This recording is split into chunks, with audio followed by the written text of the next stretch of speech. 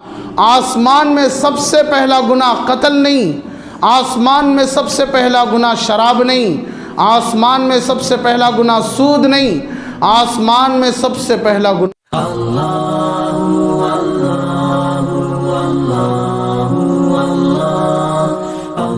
السلام علیکم ورحمۃ اللہ وبرکاتہ۔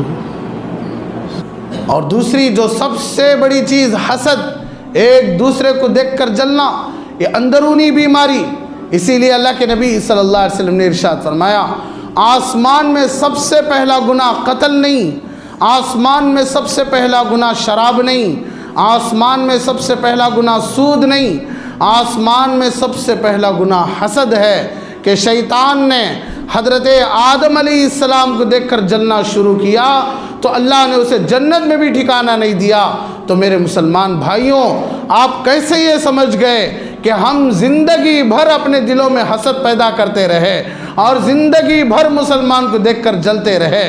کافروں کو تو اچھا سمجھتے رہے، لیکن مسلمان بھائی کو جو ہمارے سے آگے بڑھ رہا ہے، جو ہمارے سے مال میں آگے بڑھ رہا ہے، عزت میں آگے بڑھ رہا ہے، شہرت میں آگے بڑھ رہا ہے، اولاد میں آگے بڑھ رہا ہے، گھر کو بہو خوبصورت آ گئی، دیندار آ گئی، تو سب کے سب جلنا شروع کیے۔ اللہ کے نبی صلی اللہ علیہ وسلم نے ارشاد فرمایا،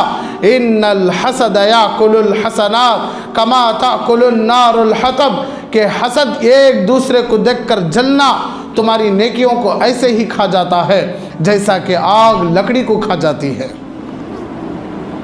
رتی برابر بھی لکڑی کو نہیں چھوڑتی، لکڑی کے نشانات کو نہیں چھوڑتی، جلا کر راکھ کر دیتی ہے۔ اسی طرح کوئی حاسد ہے، اللہ ہم سب کی حفاظت فرمائے کہ اس کی نیکیاں اسے ختم کرنے کی ضرورت ہی نہیں، صرف مسلمان کو دیکھ کر جلتا رہے اور اس کی نیکیاں خود بخود ختم ہو جائیں گی۔ صرف آسمان پر پہلا گناہ نہیں،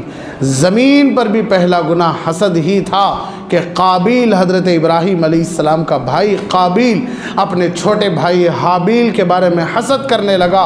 حسد نے اسے اپنے بھائی حابیل کے قتل تک لے کر چلا گیا۔ یہ بھی بہت بڑا گناہ ہے۔ صرف شراب پینا گناہ نہیں، قتل کرنا گناہ نہیں، سود کھانا گناہ نہیں۔ آدمی نماز پڑھ کر اپنے آپ کو متقی سمجھ جاتا ہے، ایک اپنے آپ کو وقت میں اللہ کے دین میں لگا کر متقی سمجھ جاتا ہے کہ سب سے بڑا گناہ تو یہ ہے کہ آدمی جو آسمان میں سب سے پہلا گناہ جس کا مرتکب شیطان ہوا تو اللہ نے اسے رجیم بنا دیا۔ اللہ نے کہا قال اخرج منہا فإنک رجیم، نکل جا میرے دربار سے، تجھے یہاں رہنے کا کوئی حق نہیں ہے۔ حالانکہ زبردست عالم تھا، زبردست عاقل تھا، زبردست عابد تھا، اس کے جیسا کوئی عبادت کرنے والا اس وقت آسمانوں میں کوئی نہیں تھا اللہ کی، اس وقت فرشتوں سے زیادہ علم رکھنے والا اس وقت کوئی نہیں تھا، یعنی فرشتوں کو پڑھایا کرتا تھا تو اس کا علم تھا، عاقل تھا، لیکن حسد کیا تو اللہ نے اسے جنت سے نکال دیا۔ تو جس مومن کے دل میں حسد ہو، زندگی بھر حسد ہو، بھائیوں سے جلتا رہا، بیوی سے جلتا رہا، ماں باپ سے جلتا رہا، بچوں سے جلتا رہا، مسلمان بھائی سے جلتا رہا، توبہ بھی نہ کی تو اللہ سے ڈرنے کا مقام ہے کہ ہماری موت کا عبرتناک انجام کیا ہونے والا۔ اللہ ہم سب کی حفاظت فرمائے۔